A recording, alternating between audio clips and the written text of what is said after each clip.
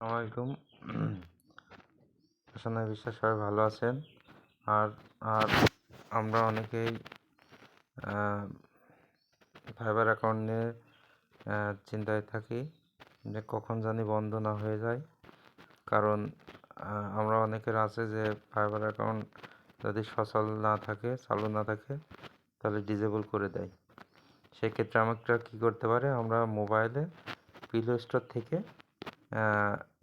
Store থেকে আমরা fibre account download করতে পারি। ফাইবার অ্যাকাউন্ট ডাউনলোড করে প্লে স্টোর থেকে ফাইবার অ্যাকাউন্ট আমার যেহেতু ডাউনলোড করা আছে, এই ফাইবার অ্যাকাউন্ট ডাউনলোড করার পরে আপনি করবেন কি, মাঝে মাঝে আপনার মোবাইল থেকে ফাইবার অ্যাকাউন্টটি চালু করবেন। তাহলে দেখবেন যে ফাইবার অ্যাকাউন্ট বন্ধ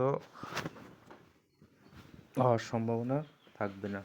সো ভালো থেকেন। এই যে ফাইবার অ্যাকাউন্ট মাঝে মাঝে আমি মোবাইল থেকে